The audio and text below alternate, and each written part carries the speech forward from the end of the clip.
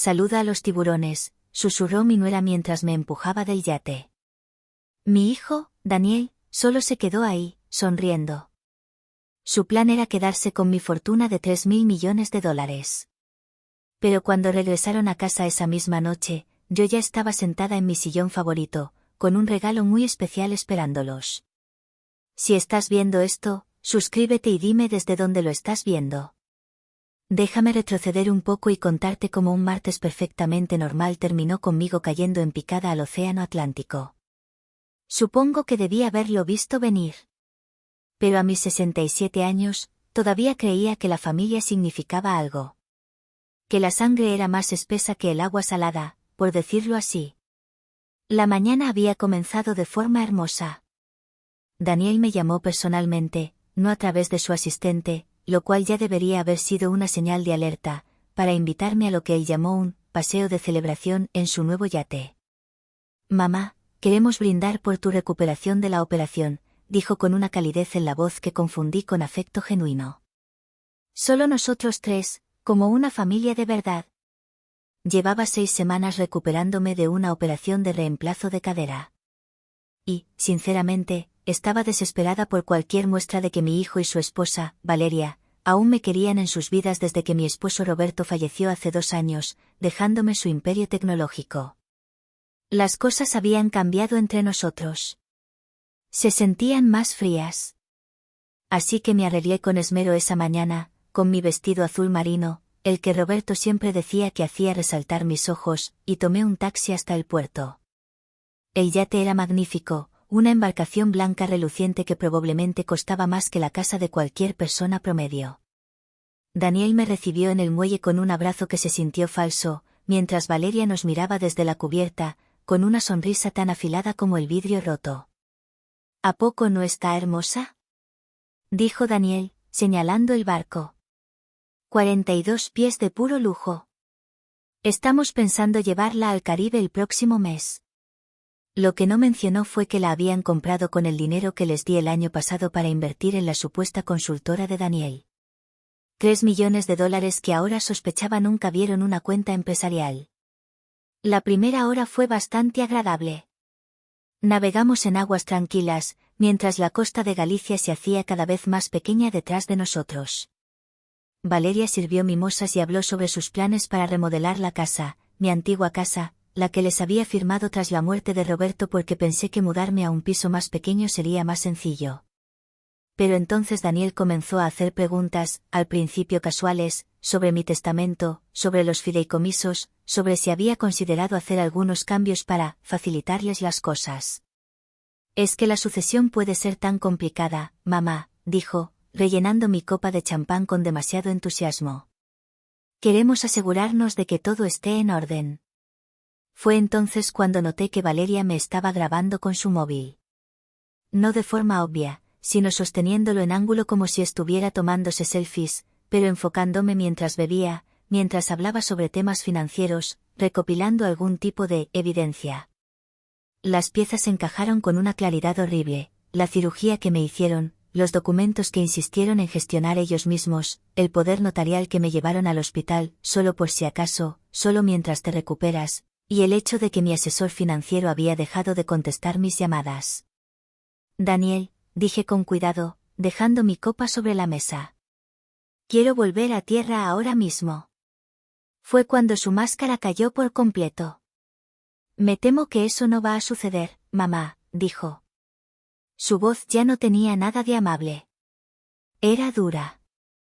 Verás, necesitamos hablar sobre tu salud, sobre tus problemas de memoria. ¿Problemas de memoria? Yo estaba más lúcida que los dos juntos. Has estado mostrando signos de demencia, añadió Valeria, acercándose. Lo tenemos documentado. Los médicos están de acuerdo en que ya no eres capaz de manejar tus asuntos financieros. Eso es absurdo, dije, aunque ya comprendía cuán meticulosamente habían preparado todo esto. El barco estaba a kilómetros de la costa. No había ninguna otra embarcación a la vista. Solo nosotros tres, el mar, y su plan, o me convencían de firmar todo, o... Mamá, estamos tratando de ayudarte, dijo Daniel. Pero sus ojos estaban fríos como el invierno. Podemos hacerlo por las buenas, o por las malas. Me puse de pie lentamente, con la cadera aún doliéndome, pero la mente tan clara como el agua. ¿Y si me niego? Fue entonces cuando Valeria sonrió. Pero de verdad. Por primera vez en todo el día. Bueno, mujer mayor, recién operada, probablemente tomó demasiados analgésicos, se desorientó en el barco, se encogió de hombros. Los accidentes trágicos ocurren todo el tiempo. Yo crié a este hombre desde que usaba pañales. Le enseñé a andar en bicicleta, pagué su universidad, su boda, su casa, y ahora estaba ahí, asintiendo mientras su esposa amenazaba con matarme. Están locos y creen que se saldrán con la suya. De hecho, mamá, lo hemos pensado todo muy bien, dijo Daniel, sacando una carpeta de documentos. Tu firma aquí, transfiriéndonos todos tus bienes de inmediato por tu propia seguridad, y todos regresamos a casa contentos. Miré los documentos, el rostro expectante de mi hijo, el móvil de Valeria, que seguía grabando. Luego miré el océano, vasto, peligroso, y de alguna manera menos aterrador que las dos personas que se suponía que debían amarme. Váyanse al infierno, dije. Fue entonces cuando Valeria se colocó detrás de mí y susurró esas palabras sobre los tiburones. El empujón no fue violento. Eran demasiado inteligentes para eso. Solo un empujón repentino mientras yo estaba desequilibrada, mirando hacia el agua. Y ahí fui, con mi vestido azul marino y todo, directa al frío Atlántico. Mientras caía, escuché a Daniel gritar. Mamá. Dios mío, mamá. Pero también oí la voz de Valeria, más baja, hablando con alguien por teléfono. Sí, será necesario presentar la solicitud de emergencia el lunes por la mañana. Ella claramente no es competente, también. Luego el agua me cubrió por completo, y tenía problemas más urgentes que su traición. Soy buena nadadora. Roberto y yo solíamos hacer largos juntos cada mañana. Pero el frío me paralizó el cuerpo y la ropa me hundía. Me quité los zapatos a patadas y logré salir a la superficie, jadeando, justo a tiempo para ver el yate alejándose a toda velocidad. De verdad me estaban dejando allí para morir. Fue entonces cuando vi el barco pesquero. El capitán Jacobo, Javier, Moreno era exactamente el tipo de hombre que se lanzaría a aguas llenas de tiburones para salvar a una abuela que se ahoga. De unos 60 y tantos, curtido por décadas en el mar y con el tipo de brújula moral que claramente no existía en mi árbol genealógico. Carajo, señora. ¿Qué le pasó? Preguntó mientras él y su nieto adolescente me subían a su embarcación. Temblaba sin control, los dientes me castañeaban tanto que apenas podía hablar. Javier me envolvió en una manta que olía a sal y aceite de motor, mientras su nieto, Tadeo, arrancaba el motor. Mi familia, logré decir entre dientes. Ellos, el yate. Vimos cómo se largaban a toda velocidad, dijo Javier con el ceño fruncido. Ni siquiera voltearon a ver. ¿Qué clase de gente deja a alguien flotando en medio del océano? La clase de gente que hereda 3.000 millones si no estoy para impedirlo, pensé. Pero en voz alta solo dije. La clase de gente que no es realmente familia. Javier llamó por radio a la guardia costera mientras Tadeo me ponía otra manta encima. Aquí el Malisue. Rescatamos a una mujer del agua, a unos 20 kilómetros al sureste de Vigo. Está consciente, responde, pero necesita atención médica. Esperen, dije, sujetando el brazo de Javier. Por favor, no les digan que me encontraron. Aún no. Javier me miró con esos ojos agudos de quien ya ha visto demasiado en la vida, alguien que reconoce cuando una persona huye de algo más que agua fría. ¿Estás en algún tipo de problema? Sí, pero no del tipo que imaginas, respondí con voz temblorosa. Necesito llegar a tierra sin que nadie sepa que sigo viva. ¿Puedes ayudarme? Tadeo miró a su abuelo, dudando. Abuelo, no deberíamos. El deber es una cosa curiosa, dijo Javier lentamente. A veces, hacer lo correcto no se parece a seguir las reglas. Volvió a tomar el radio. Guardacostas, aquí Malisue. Falsa alarma con el rescate. Resultó ser solo escombros en el agua. Todo despejado. Mientras nos dirigíamos hacia un pequeño muelle privado, Javier ya lo sabía todo. Le conté lo de Daniel y Valeria, lo del dinero, los documentos que querían que firmara. Javier escuchó sin interrumpir, su expresión se oscurecía con cada detalle. Así que prefieren ser huérfanos ricos a hijos pobres con una madre viva, dijo al terminar. Al parecer sí. ¿Y qué vas a hacer? Esa era la gran pregunta, ¿no? ¿Qué iba a hacer? Oficialmente estaba muerta para Daniel y Valeria.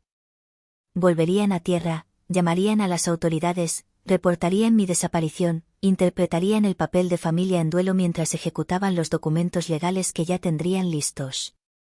Pero hay algo interesante en estar muerta. Te da opciones que no tenías mientras estabas viva. Voy a dejar que crean que ganaron, dije, sorprendida por lo tranquila que sonaba mi voz. Y luego, voy a destruirlos. Javier sonrió por primera vez desde que me sacó del agua. Ahora sí suena como un plan al que vale la pena ayudar. Tadeo nos dejó en un diminuto muelle, en una cala que nunca había visto antes. Javier conocía a una mujer allí que administraba una pensión pequeña. Sin preguntas. Solo efectivo. La señora Carmen, una mujer fuerte de unos 70 años, me miró en mi estado deplorable y de inmediato empezó a calentar sopa. Ni siquiera parpadeó cuando Javier le explicó que necesitaba un lugar para quedarme, fuera del radar, por un tiempo. Cariño, llevo 30 años con este lugar, dijo sirviendo caldo de pollo en un cuenco. He visto gente huyendo de todo tipo de cosas. Mientras no traigas violencia a mi puerta, eres bienvenida. Esa noche, mientras Daniel y Valeria seguramente estaban presentando denuncias por su desaparecida madre trágicamente caída por la borda, yo estaba sentada en la cocina de la señora Carmen, con ropa prestada, planeando su ruina. Javier había aceptado ser mis ojos y oídos. Su barco se utilizaba legítimamente para excursiones de pesca, lo que significaba que solía estar por la zona del puerto donde Daniel tenía atracado el yate. Podía observar sus movimientos, escuchar sus conversaciones, e incluso investigar un poco por su cuenta. Lo que no entiendo, dije, bebiendo mi tercera taza de café, es cómo pensaban hacer esto legal. Aunque yo hubiera muerto accidentalmente, hay procedimientos, investigaciones. Eso es lo que a mí también me inquieta, respondió Javier. Tenían que tener algo más. Alguien infiltrado. Esa noche hice una lista de todas las personas que habían tenido acceso a mi información financiera desde la muerte de Roberto, mi abogada, mi contador, mi asesor financiero, los gerentes del banco, los responsables del fideicomiso.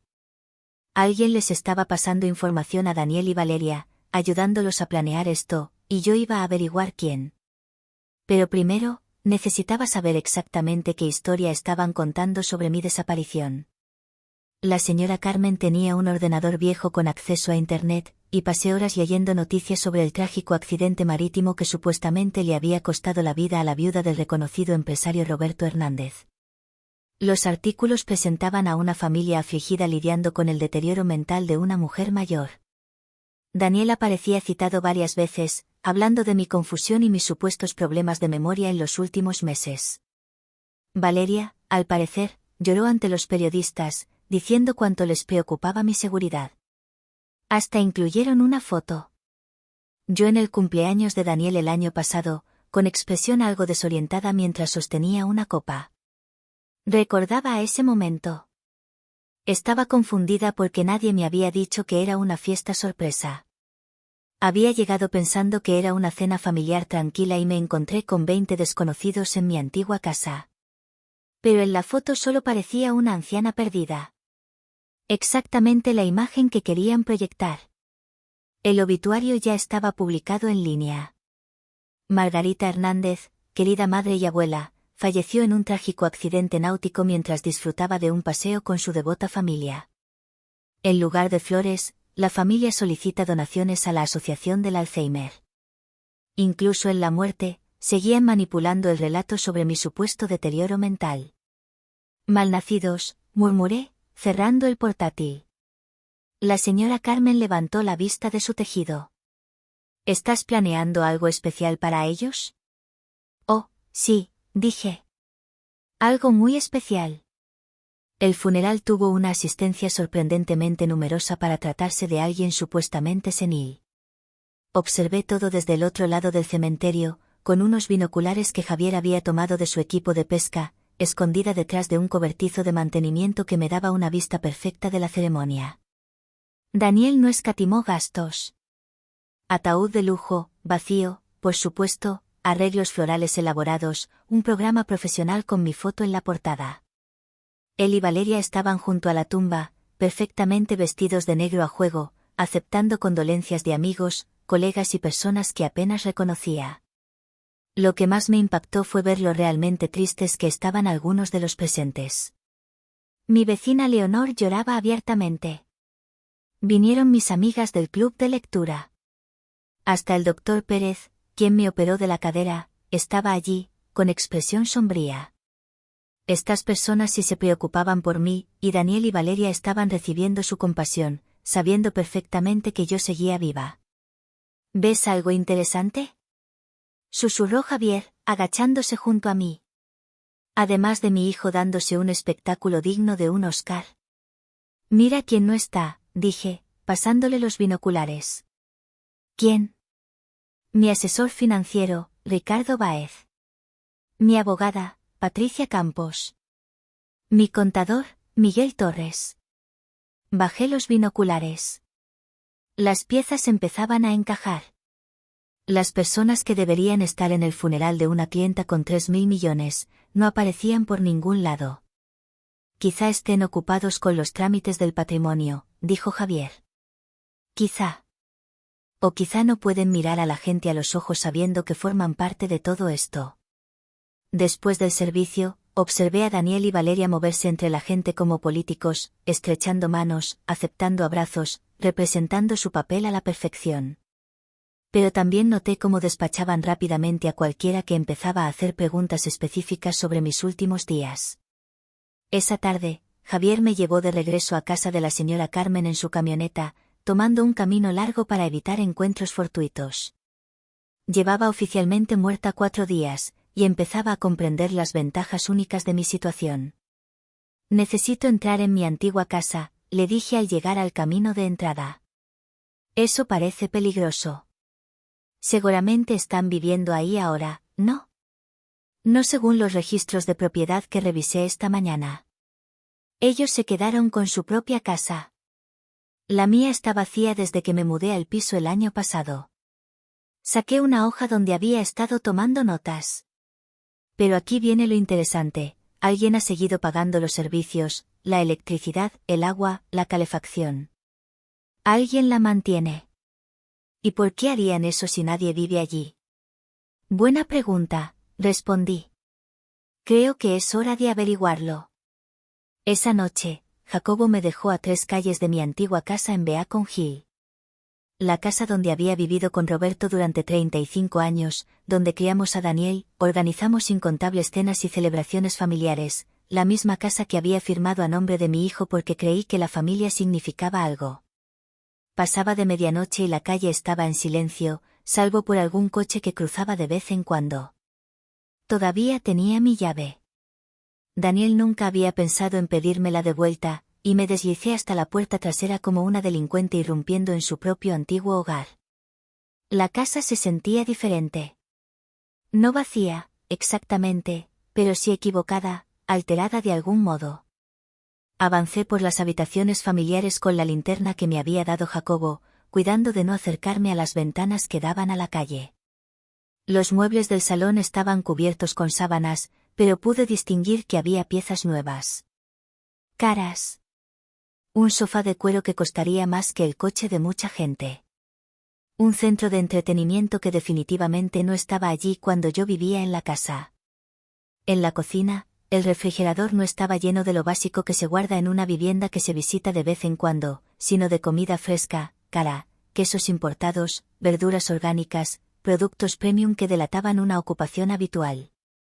Pero fue en el despacho, el antiguo estudio de Roberto, donde encontré lo que realmente estaba buscando. El escritorio estaba cubierto de documentos, papeles legales, estados financieros y, lo más condenatorio de todo, una línea de tiempo detallada de lo que llamaban el proyecto Margarita. Mi propio nombre convertido en una palabra clave para mi eliminación. Fotografié todo con la cámara desechable que me había dado Jacobo, las manos temblándome de rabia mientras leía sus planes. Llevaban más de un año trabajando en ello, documentando cuidadosamente lo que decían eran signos de mi deterioro mental. Visitas al médico en las que me habían inducido a parecer confundida. Situaciones sociales en las que me preparaban para que pareciera desorientada. La foto del cumpleaños en el periódico. No me habían dicho que era una fiesta sorpresa, y capturaron mi reacción desconcertada. La confusión con mis medicinas, hace 3 meses, que me llevó a urgencias. Habían cambiado mis frascos de pastillas. Cada momento de desconcierto, cada ocasión en que parecía descentrada o olvidadiza, había sido cuidadosamente planeado y documentado como prueba de demencia. Pero el documento más escalofriante era una carta firmada solo con las iniciales MT, al parecer uno de sus cómplices.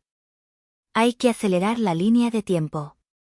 Margarita ha estado haciendo demasiadas preguntas sobre los poderes notariales. Si se pone suspicaz y acude a un abogado por su cuenta, todo se viene abajo. Recomiendo pasar a la fase 3 en un máximo de 2 semanas. Según el cronograma, la fase 3 era mi muerte. Estaba fotografiando el último documento cuando oí que se cerraba la puerta de un coche afuera. Los faros iluminaron las ventanas delanteras, y escuché voces que se acercaban a la entrada. Daniel y Valeria regresaban de su espectáculo de duelo. Reuní mis cosas rápidamente y me dirigí a la puerta trasera, pero alcancé a oír su conversación al entrar. ¿Crees que la señora Pérez se lo creyó?, preguntó Valeria. Lloraba demasiado como para pensar con claridad, respondió Daniel. Además, ¿qué podría investigar? Mamá se cayó de un barco. Pasa todo el tiempo. ¿Y el testamento? ¿Cuánto falta para poder abrir la sucesión? El lunes. MT dice que tendremos acceso total a las cuentas en 6 semanas. Salí por la puerta trasera y me escabullí hacia el jardín, el corazón golpeándome el pecho. Pero mientras avanzaba por el lateral de la casa hacia la calle, escuché algo que me dejó helada, un bebé llorando. Había un bebé en mi antigua casa. Daniel y Valeria nunca habían mencionado tener un hijo, lo que significaba que había mucho más en esta historia de lo que yo había imaginado. El bebé lo cambiaba todo. Me agaché detrás de los rosales que había plantado 20 años atrás, escuchando el llanto del pequeño dentro de mi viejo hogar, y comprendí que aquello no tenía que ver solo con mi dinero. Era algo mucho más grande.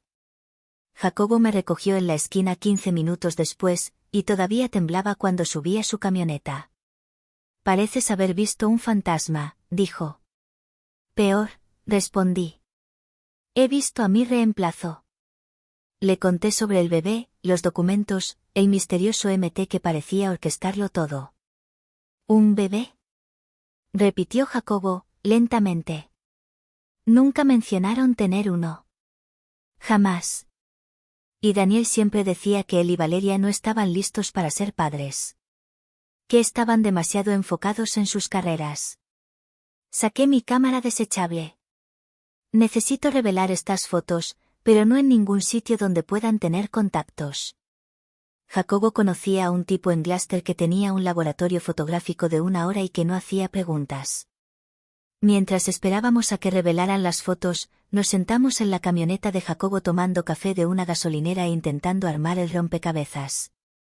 Así que llevan más de 1 año planeando esto, dijo Jacobo, estudiando mis notas. Te han hecho parecer incompetente de forma sistemática, documentándolo todo, metieron a alguien en tu equipo financiero para ayudarlos. Y ahora hay un bebé involucrado, lo que significa que o han estado mintiendo sobre tener hijos o... Me detuve. Otra posibilidad me vino a la mente. O el bebé no es de ellos. ¿Qué quieres decir? Piénsalo. Si han estado planeando robar mi fortuna, querrían asegurarse de tener un heredero legítimo. Alguien que pudiera heredar todo si algo les pasaba. Pero necesitarían un niño con la sangre adecuada, con un derecho legal claro. Jacobo me miró con preocupación. ¿Crees que se robaron un bebé? Creo que hicieron algo. Y creo que MT, quien sea que sea, es la clave para entender que. Cuando las fotos se revelaron, fueron devastadoras. Pruebas claras de una conspiración que llevaba un año en marcha, con cronogramas, informes médicos falsos y proyecciones financieras que mostraban cómo planeaban gastar mi dinero. Pero la foto más inquietante fue la última. Un acta de nacimiento que casi se me escapa, escondida bajo otros papeles. Bebé Herrera, nacido hace 3 semanas. Madre, Valeria Herrera. Padre, Daniel Herrera. Pero yo había visto a Valeria hacía apenas 4 días, en ese yate. Definitivamente no parecía una mujer que estuviera recuperándose de un parto.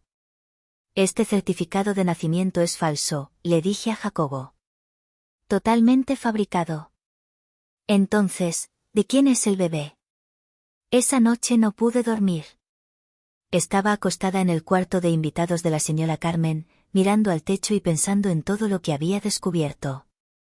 Mi hijo y mi nuera habían pasado más de un año destruyendo mi reputación, planeando mi asesinato y falsificando documentos para quedarse con mi fortuna. Y ahora tenían un bebé cuya existencia estaban ocultando al mundo. A la mañana siguiente, tomé una decisión que hasta a mí me sorprendió. Voy a volver, le dije a Jacobo durante el desayuno. ¿A la casa? No. Voy a seguirlos. Eso es peligrosísimo. Margarita, si te ven, no me verán. Porque, hasta donde ellos saben, soy comida para peces. Desplegué un mapa local sobre la mesa de cocina de la señora Carmen. Mira, tienen que llevar al bebé a algún sitio durante el día. Guardería, niñera, algo. Los bebés no desaparecen 8 horas mientras sus padres actúan como la familia afligida. Jacobo estudió el mapa con duda. ¿Y qué esperas encontrar? La verdad sobre ese bebé, y, con suerte, la identidad de MT. La señora Carmen, que había estado escuchando en silencio mientras lavaba los platos, finalmente intervino. Hay un investigador privado en el pueblo que me debe un favor. Profesional, discreto, y muy bueno para seguir gente sin ser visto. No puedo involucrar a más personas en esto, protesté. Cariño, dijo la señora Carmen, secándose las manos con una toalla de cocina, ya pasaste el punto de poder manejar esto sola. Esta gente trató de matarte. No van a dudar en intentarlo otra vez si se enteran de que sigues viva. Tenía razón, por supuesto. Pero contratar a un investigador significaba admitir ante más personas que no estaba muerta. Significaba expandir el círculo de los que conocían mi secreto. ¿Qué tipo de favor le debe ese investigador? La señora Carmen sonrió con aire misterioso. Del tipo que evitó que mi nieto fuera a la cárcel por una estupidez que hizo cuando tenía 22 años. Se llama Dani Cruz. Ex policía, muy confiable y excelente para hacer desaparecer problemas.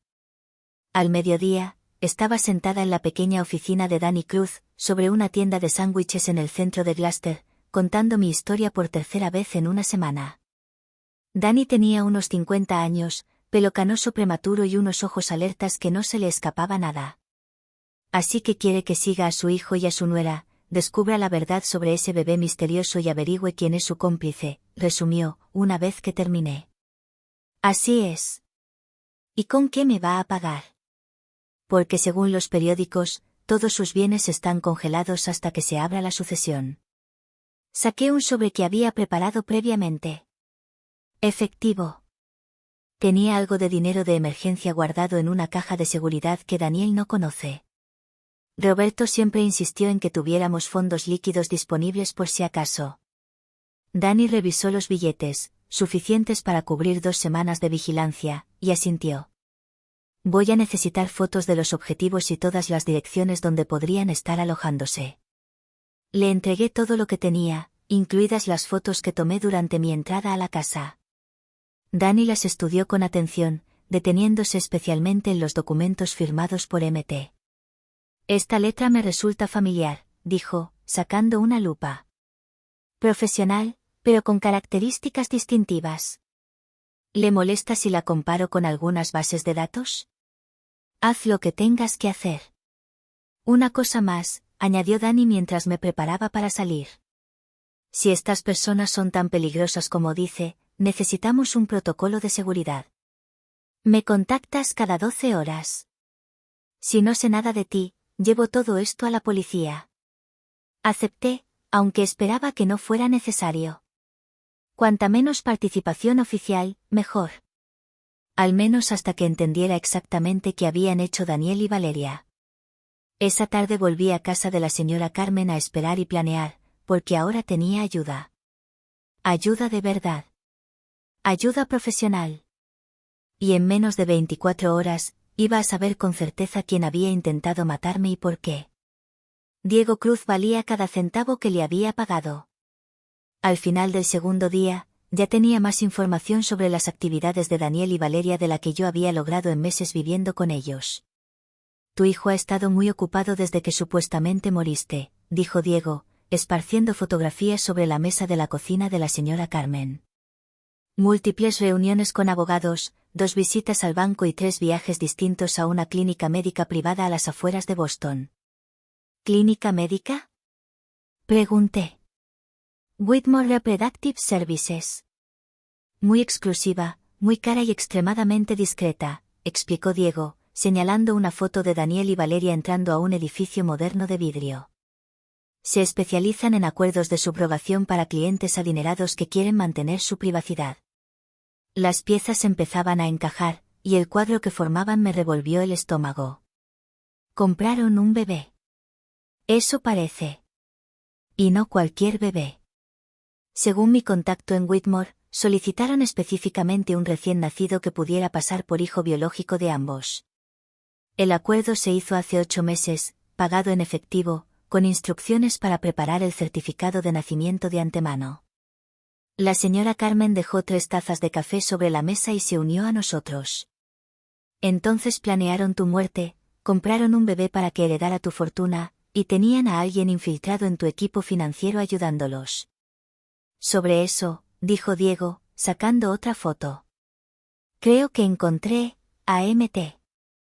La foto mostraba a una mujer de unos 40 años, con el pelo castaño rojizo corto y un maletín elegante, dándole la mano a Daniel frente a una oficina legal en el centro. Me resultaba vagamente familiar, pero no lograba ubicarla.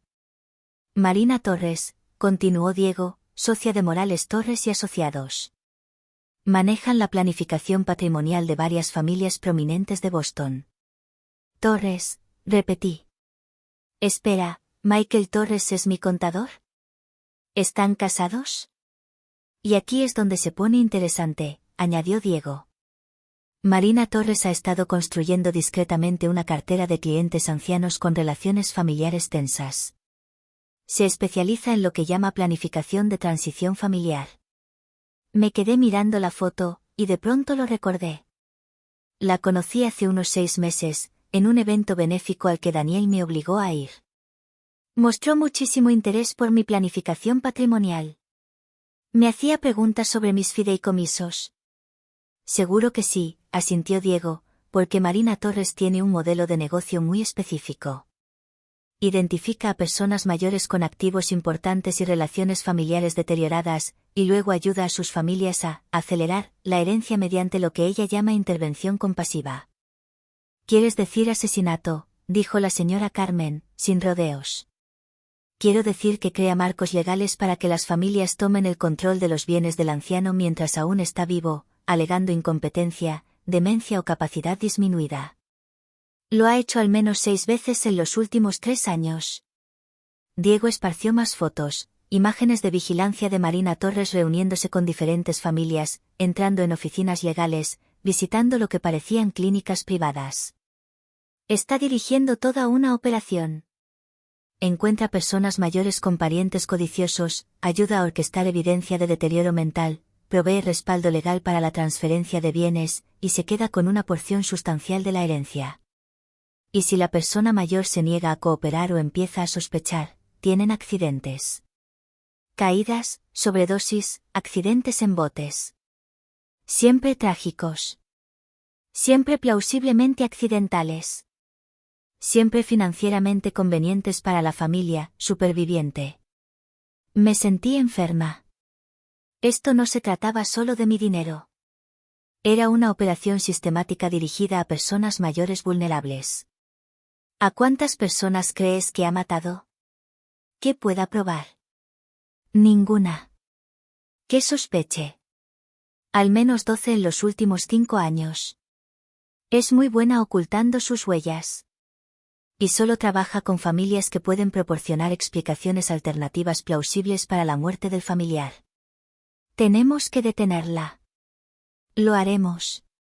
Pero primero, tenemos que entender exactamente qué han puesto en marcha tu hijo y tu nuera.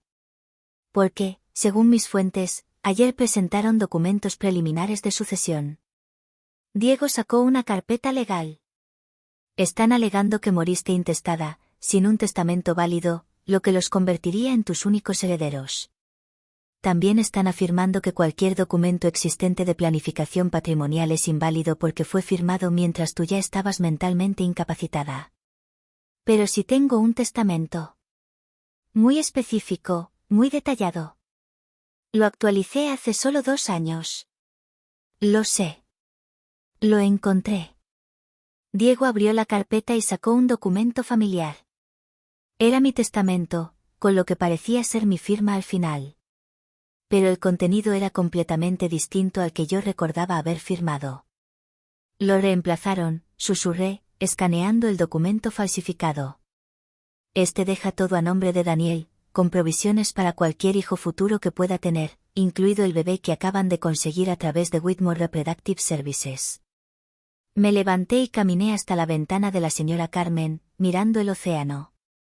Una semana atrás era una viuda de luto intentando mantener el vínculo con su única familia.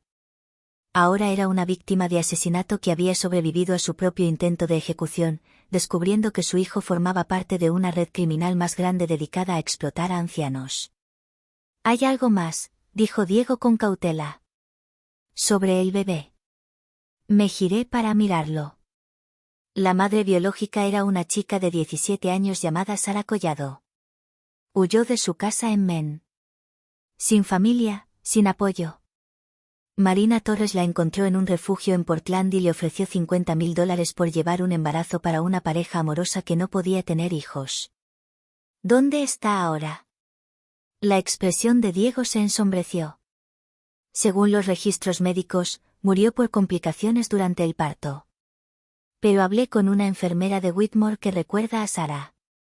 Una chica sana, sin factores de riesgo, embarazo normal hasta el día en que dio a luz. La implicación flotó en el aire como humo. La mataron, dije. Eso creo, respondió Diego. Pero aún no puedo probarlo. Reunió sus fotos. Lo que sí puedo probar es que tu hijo y tu nuera forman parte de una organización criminal que lleva años asesinando sistemáticamente a ancianos para quedarse con su dinero. Y mañana por la mañana se reunirán con Marina Torres para finalizar la transferencia legal de tus bienes. Me dejé caer de nuevo en la silla, la mente corriendo a toda velocidad. ¿Dónde? En la oficina de Torres, en el centro. A las 10 en punto.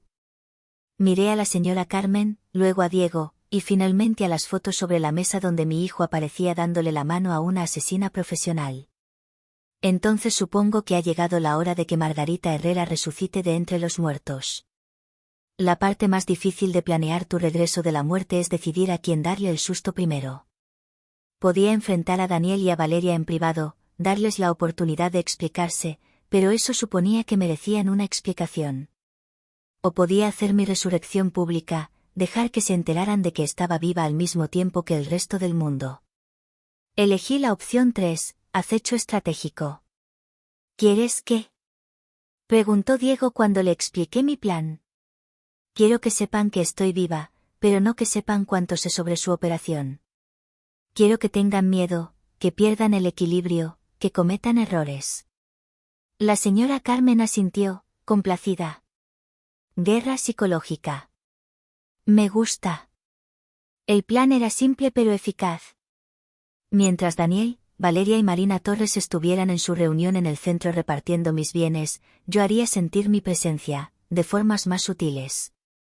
Diego había descubierto que mantenían al bebé en la casa de Daniel durante el día, con una enfermera privada contratada a través de una de las empresas fantasma de Marina Torres. La enfermera, una mujer llamada Carolina Pérez, no tenía idea de que cuidaba a un niño que había sido comprado a costa de la vida de su madre adolescente. Carolina es buena persona, me aseguró Diego después de revisar sus antecedentes. Madre soltera, título en enfermería, sin antecedentes. Probablemente cree que está ayudando a una familia legítima. Entonces merece saber la verdad, respondí. Esa mañana, mientras Daniel y Valeria estaban en el centro borrándome legalmente de la existencia, me encontraba de pie en el porche de mi antigua casa tocando el timbre. Carolina Pérez era más joven de lo que esperaba, quizá 35 años, con ojos cansados y una calidez genuina. Abrió la puerta sosteniendo un biberón y vestida con un uniforme de dibujos animados. ¿Puedo ayudarla?, preguntó. Hola, Carolina. Me llamo Margarita Herrera. Creo que está cuidando a mi nieto. La sangre le desapareció del rostro. Conocía ese nombre. Había estado en todos los noticieros la última semana, la viuda millonaria que murió en un accidente de barco. ¿Usted, muerta? Sí, he estado leyendo sobre eso. He estado leyendo. Una historia fascinante, dije con una sonrisa suave, aunque no del todo precisa. ¿Puedo pasar? Creo que necesitamos hablar. Carolina dio un paso atrás, todavía mirándome como si realmente estuviera viendo un fantasma. Pero usted murió. En las noticias, en los periódicos. Su hijo dijo. Mi hijo dijo muchas cosas, al parecer no todas verdaderas. La seguí hasta la sala, mi antigua sala, donde un bebé descansaba en una hamaca infantil, balbuceando feliz. Oh, exhalé al verlo por primera vez. Oh, mi pequeño, qué hermosura. El bebé era perfecto, de unas 3 semanas, con cabello oscuro y grandes ojos marrones llenos de seriedad. Llevaba un conjunto caro, y el cuarto estaba lleno de equipo infantil de alta gama que debía valer miles de dólares. ¿Cómo se llama?, pregunté, sentándome junto a la hamaca. Bebé Herrera, respondió Carolina automáticamente, luego se corrigió. Quiero decir, dijeron que se iba a llamar Roberto hijo, por su abuelo, pero aún no han decidido del todo. No han decidido porque no lo conocen lo suficiente para ponerle un nombre, dije en voz baja. Porque en realidad no es su bebé, ¿verdad?, dije, suavemente. Carolina se dejó caer en el sofá, visiblemente abrumada. No entiendo qué está pasando. Usted, se supone que está muerta. Y Daniel y Valeria, se supone que son unos padres en duelo que necesitaban ayuda con su recién nacido mientras resolvían asuntos familiares. Carolina, necesito que me escuches con mucha atención. Ese bebé no es hijo biológico de Daniel y Valeria. Lo compraron a través de un acuerdo de subrogación ilegal que resultó en la muerte de su madre biológica. Y hace 6 días intentaron asesinarme para quedarse con mi herencia y criar a este niño como su heredero. Eso es imposible. Saqué las fotos que Dani había tomado, los documentos que había copiado de la oficina de Daniel, las pruebas de la operación criminal de Marina Torres. Se lo mostré todo, observando cómo la expresión de Carolina pasaba de la incredulidad al horror, a medida que la magnitud de la conspiración se hacía evidente. La adolescente que dio a luz a este bebé se llamaba Sara Collado, dije con suavidad. Tenía 17 años, sin familia ni red de apoyo. Le dijeron que estaba ayudando a una pareja amorosa que no podía tener hijos. Murió durante el parto en circunstancias sospechosas. Carolina lloraba ahora, mirando al bebé con una comprensión completamente nueva. ¿Es un huérfano? Sí. Y si Daniel y Valeria se salen con la suya, crecerá creyendo que ellos son sus padres, sin saber nunca que su verdadera madre murió para darle vida. ¿Qué quiere que haga? Quiero que tomes fotos.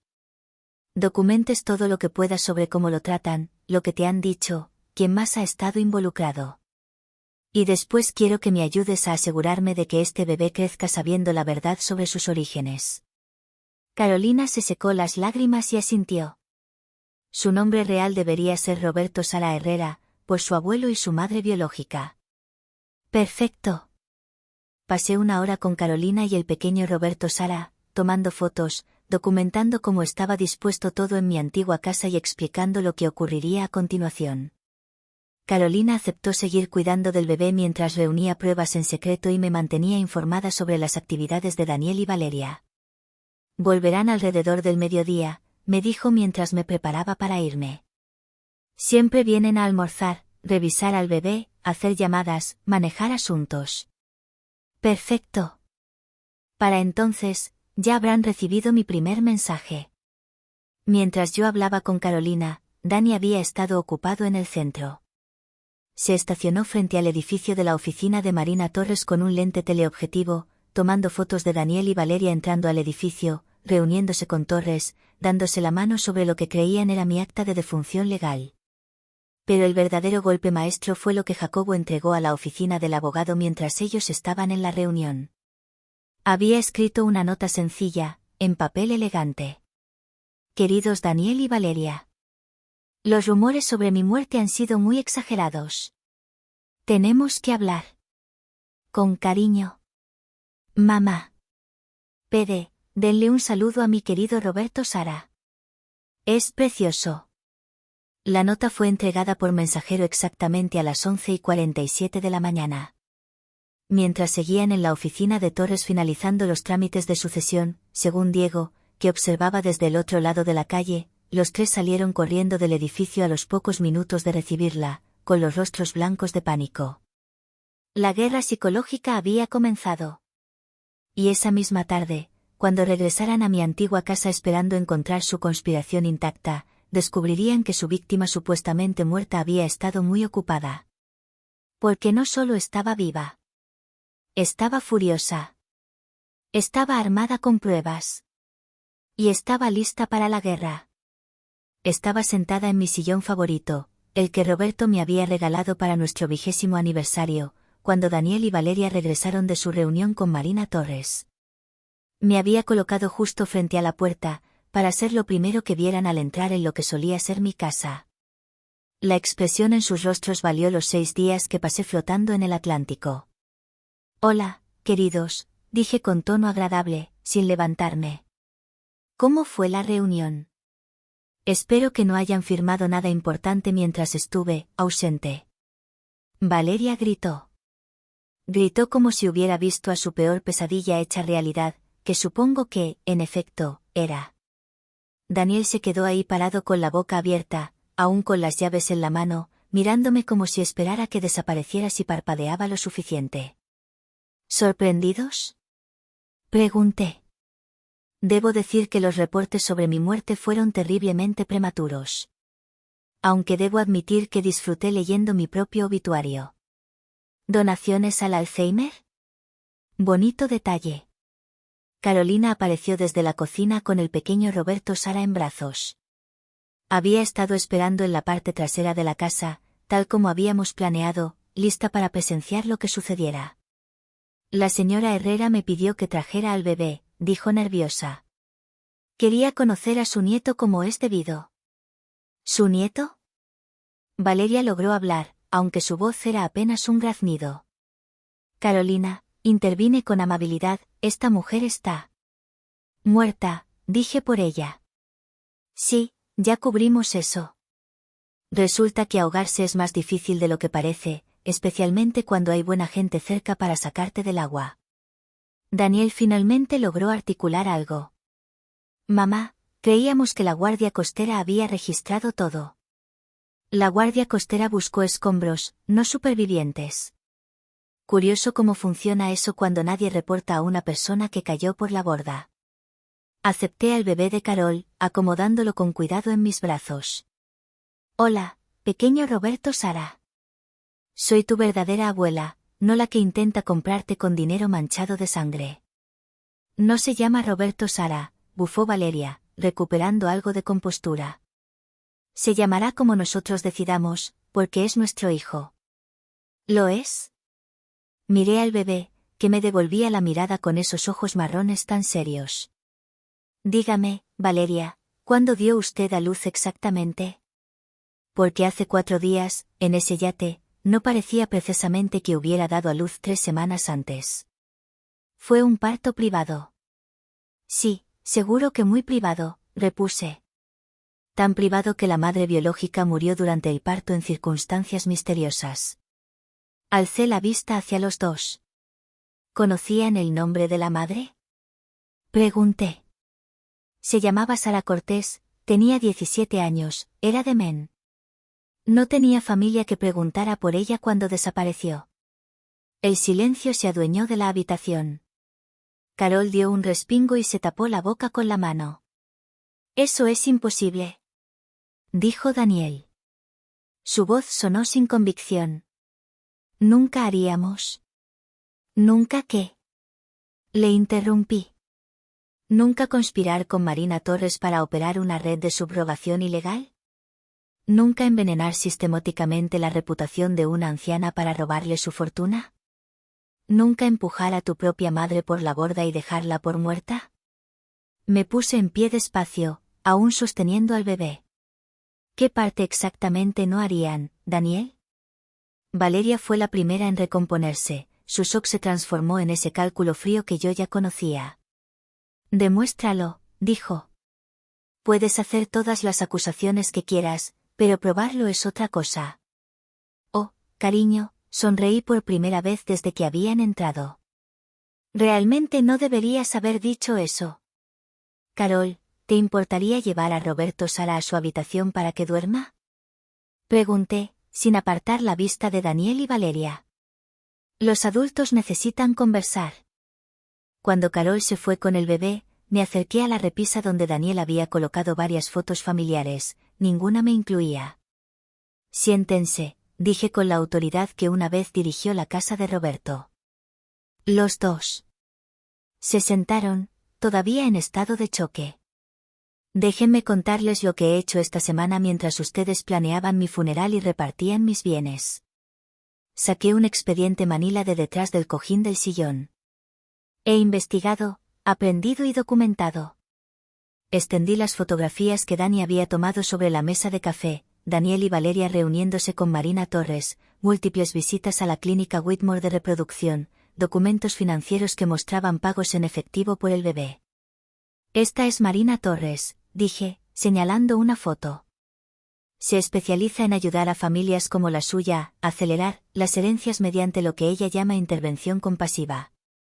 En castellano, ayuda a parientes codiciosos a deshacerse de ancianos por su dinero. Eso es ridículo, protestó Valeria, aunque miraba las fotos con alarma creciente. ¿Por qué? Continué. Porque tengo documentación de al menos 6 casos más en los que Marina Torres proporcionó cobertura legal a familias que querían la muerte de sus mayores. 6 familias que tuvieron accidentes convenientes tras mostrar signos de un supuesto declive mental que luego resultó ser inducido. Saqué otra serie de documentos. Como la señora Elena Vargas, 73 años, que cayó por las escaleras 3 semanas después de que su hijo empezara a añadir sedantes a su té nocturno. Su hijo heredó $2 millones. Daniel palideció. Mamá, te estás asustando con teorías conspirativas. Dijo con tono tembloroso. O el señor Carlos Benítez, 68 años, que murió en un accidente de coche después de que su hija convenciera a su médico de ajustar su medicación. Su hija heredó 4 millones. Lo miré directamente. Hijo, esto no son teorías. Son asesinatos. Y tú formas parte de la misma operación. Nunca matamos a nadie, replicó Valeria con rapidez. Incluso si lo de esa Torres fuera cierto, nosotros nunca dañamos a nadie. ¿De verdad? Pregunté. ¿Y qué me dice de Sara Cortés? Silencio. ¿Qué pasa con la chica de 17 años cuyo bebé compraron? ¿La chica que murió durante el parto en circunstancias sospechosas? ¿Esa muerte les dio la coartada para justificar que ustedes heredaran mi fortuna? Eso no fue. No lo sabíamos, balbuceó Daniel, empezando y deteniéndose. No sabíamos que Marina Torres dirigía una operación de bebés en el mercado negro con chicas vulnerables. No sabíamos que esas chicas solían morir en el parto. No sabíamos que éramos cómplices de asesinato. Saqué otro documento, el certificado de defunción de Sara, que Dani había obtenido por sus contactos. Según el forense, Sara Cortés murió de un paro cardíaco inesperado durante el parto. Pero, según la enfermera que estuvo presente, Sara estaba sana, era joven y no mostraba ningún signo de angustia, hasta el momento exacto en que dejó de respirar. Carolina había regresado y estaba de pie en el umbral, escuchando todo en silencio. La misma enfermera, continué, que le dijo a mi investigador que Marina Torres estaba presente durante el parto, y que fue ella quien administró personalmente lo que aseguró era una medicación rutinaria, apenas unos minutos antes de que Sara sufriera el paro cardíaco. ¿Tu investigador?, preguntó Daniel, con voz temblorosa.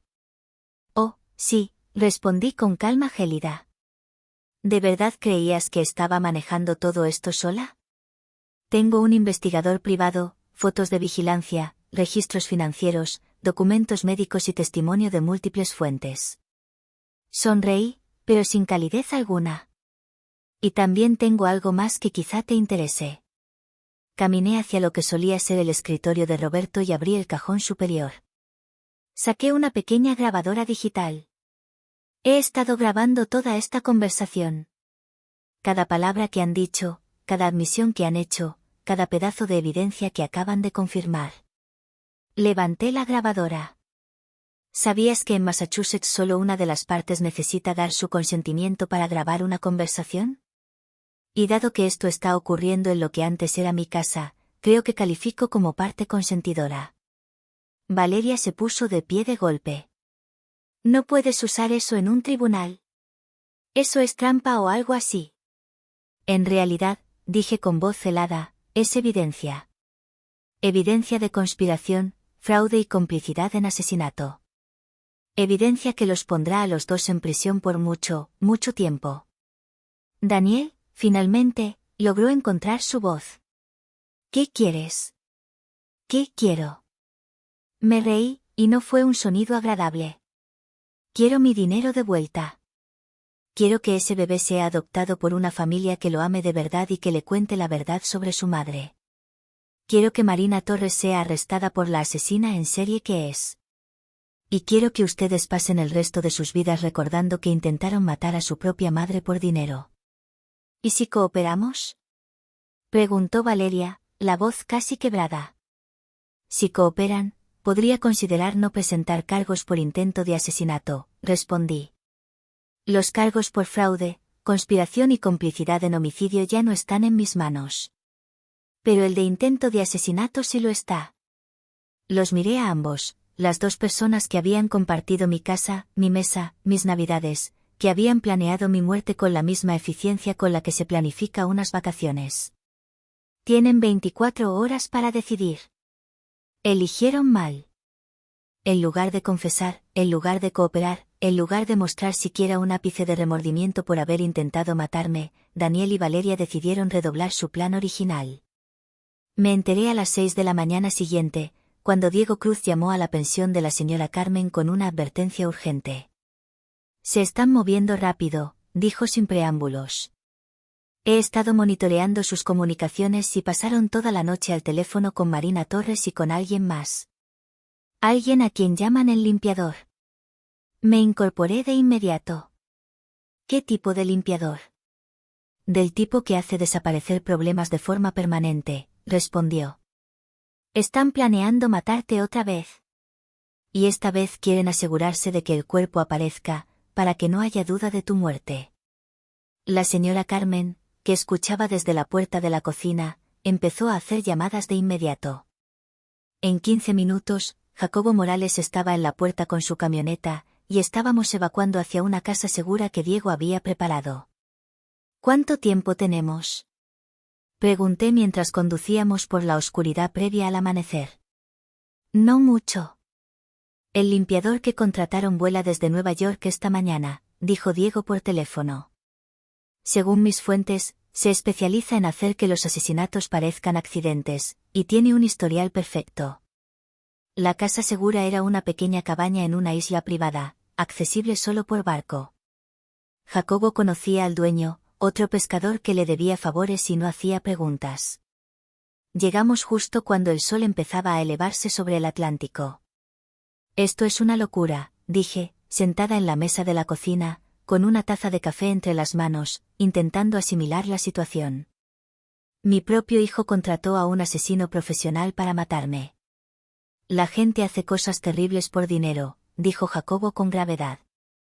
Pero no vamos a dejar que se salgan con la suya.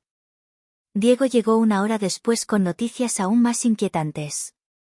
Es peor de lo que pensábamos, anunció mientras desplegaba carpetas y fotografías sobre la mesa. Marina Torres no solo dirige un esquema de asesinatos por herencia. Es parte de una red más grande. Han estado apuntando a ancianos ricos en toda Nueva Inglaterra durante años. Extendió los documentos y fotografías. He identificado al menos 20 muertes sospechosas en los últimos 5 años. Todos ancianos adinerados, todos con parientes codiciosos, todos catalogados como accidentes o muertes naturales pese a circunstancias que deberían haber provocado investigaciones. ¿Cómo se las arreglan para salirse con la suya? Pregunté. Diego me miró con una mezcla de cansancio y rabia. Tienen gente dentro del sistema. Médicos forenses, detectives de policía, jueces de sucesiones, dijo Dani con tono sombrío. No es solo un negocio familiar. Es crimen organizado con un grupo demográfico muy específico como objetivo. La señora Carmen, que había insistido en acompañarnos a pesar del peligro, observaba las fotografías con atención aguda. Esta mujer de aquí, dijo, señalando una foto de vigilancia. La he visto antes. ¿Dónde? Preguntó Dani, con súbita intensidad. En el hospital donde hago voluntariado. Estuvo allí hace unos 6 meses, preguntando por pacientes mayores sin visitas familiares. Dijo que venía de algún tipo de agencia de servicios sociales. Dani y yo intercambiamos una mirada. Estaba buscando objetivos, dije. Y ahora vienen por ti, añadió Jacobo, porque eres la primera persona que sobrevive a su operación y puede testificar sobre lo que hacen. Entonces tenemos que asegurarnos de que mi testimonio se escuche antes de que tengan la oportunidad de silenciarme. Pasé el resto de la mañana escribiendo todo. Cada detalle de la traición de Daniel y Valeria, cada prueba que habíamos reunido sobre la operación de Marina Torres, cada nombre, cada fecha, cada transacción que pudiera recordar. Si algo me pasaba, al menos la verdad sobreviviría. Pero cerca del mediodía, el teléfono de Dani sonó con una noticia que lo cambió todo. Encontraron al limpiador, dijo tras colgar. ¿Qué? ¿Dónde? Muerto en su habitación de hotel. Un solo disparo en la cabeza. Ejecución profesional. ¿Qué significa eso? Significa que Marina Torres está eliminando cabos sueltos. Cualquiera que pueda vincularla a la red de asesinatos está siendo eliminado. Y eso incluye, potencialmente, a tu hijo y tu nuera. La idea de que Daniel pudiera ser asesinado debería haberme aterrorizado. Pero en su lugar, sentí una satisfacción fría que me sorprendió por su intensidad. Bien, dije. Que descubran lo que se siente ser traicionados por alguien en quien confiaban. No lo entiendes, Margarita, dijo Jacobo, sacudiendo la cabeza. Si Torres está eliminando testigos, eso te incluye a ti, pero también incluye al bebé. Sentí un escalofrío recorrerme la espalda. ¿Roberto Sara? Va a eliminarlo también. Lo hará parecer un accidente trágico, una fuga de gas, un incendio, algo que borre las pruebas junto con el testigo. Me puse de pie tan rápido que derribé mi taza de café.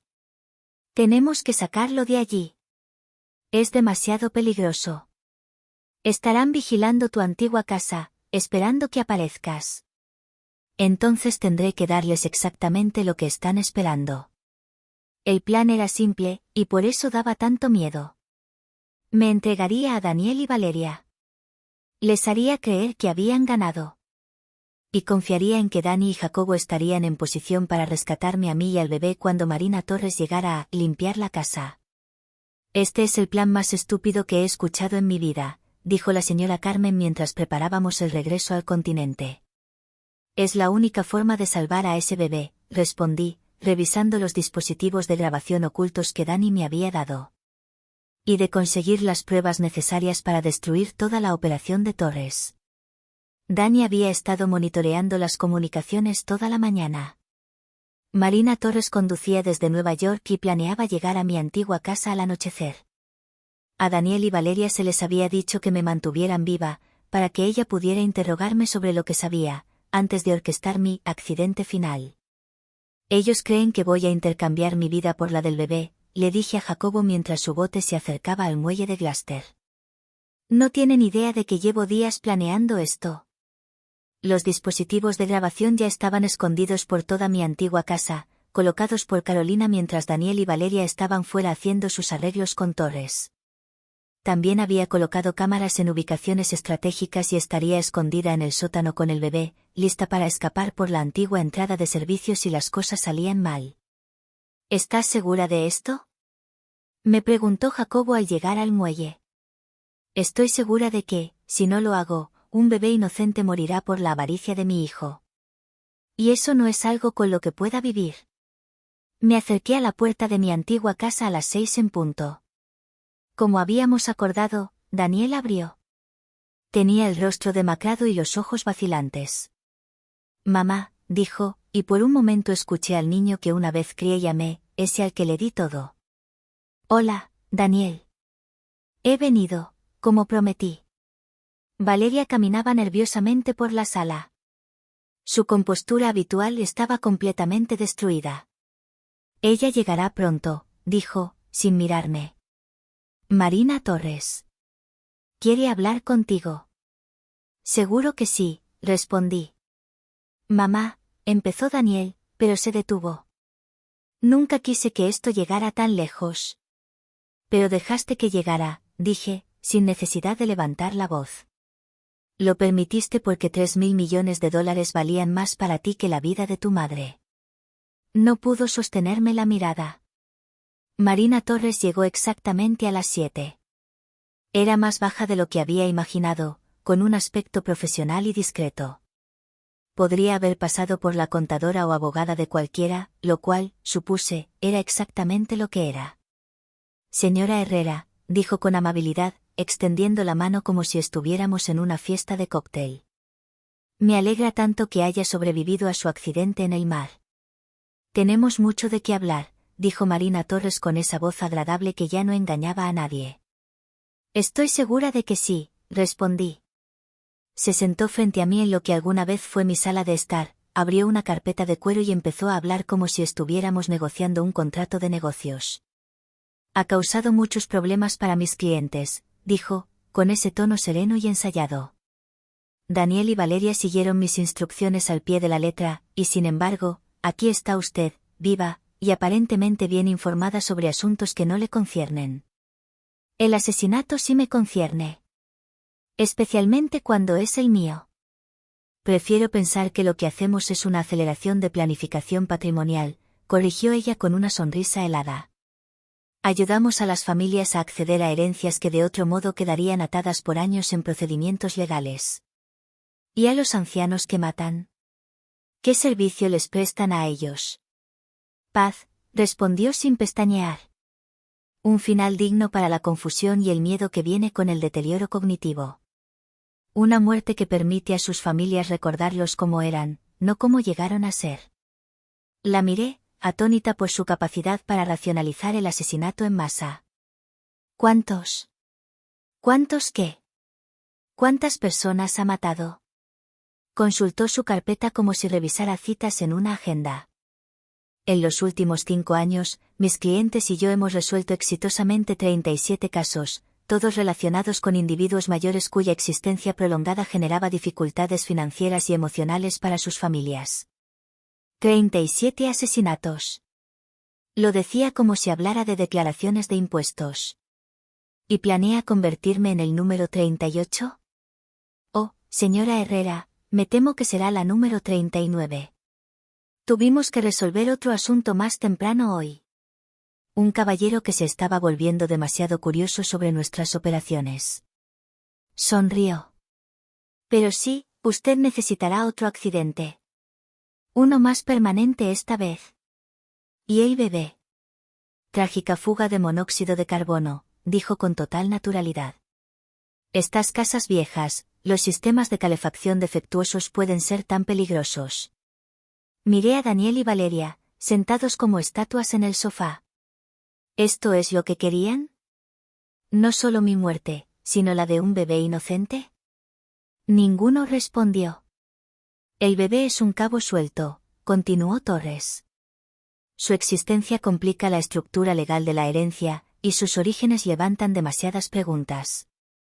Es mucho más simple eliminarlo ahora y afirmar que Daniel y Valeria están trágicamente sin hijos, necesitados del tipo de consuelo emocional que solo una riqueza sustancial puede brindar.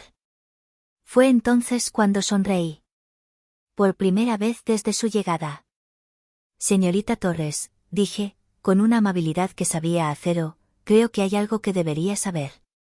¿Y qué sería eso? Está usted arrestada. Los agentes del FBI irrumpieron por todas las puertas al mismo tiempo, por el frente, por detrás, por el sótano, incluso por las ventanas. Habían estado escuchando cada palabra que Marina Torres había dicho, grabando su confesión a 37 asesinatos, y a la planificación de 2 más. Marina Torres, dijo la agente Sara Carmen con voz firme, queda arrestada por conspiración para cometer asesinato, fraude electrónico, abuso a personas mayores y asociación ilícita. Torres intentó huir. De verdad corrió hacia la cocina, probablemente con la esperanza de salir por la puerta trasera. No llegó más de 2 metros antes de que 3 agentes la derribaran contra el piso de madera de mi antigua sala. Daniel y Valeria simplemente se quedaron ahí, paralizados, mientras la agente Carmen les leía sus derechos. María Herrera, dijo la agente volviéndose hacia mí con una sonrisa. Eso fue extremadamente peligroso, y extremadamente bien hecho. Resultó que Diego Cruz no era solo un investigador privado. Era un exagente del FBI que había estado trabajando encubierto para investigar la red de abuso y asesinato de ancianos que Marina Torres dirigía. Mi caso había sido la oportunidad perfecta para hacerla confesar toda su operación, en cinta. La hemos estado siguiendo durante 2 años, explicó la agente Carmen mientras la casa se llenaba de técnicos forenses. Pero era demasiado cuidadosa, demasiado lista. Nunca participaba directamente en los asesinatos. Siempre usaba intermediarios y se aseguraba de tener negación plausible. Hasta hoy, dije.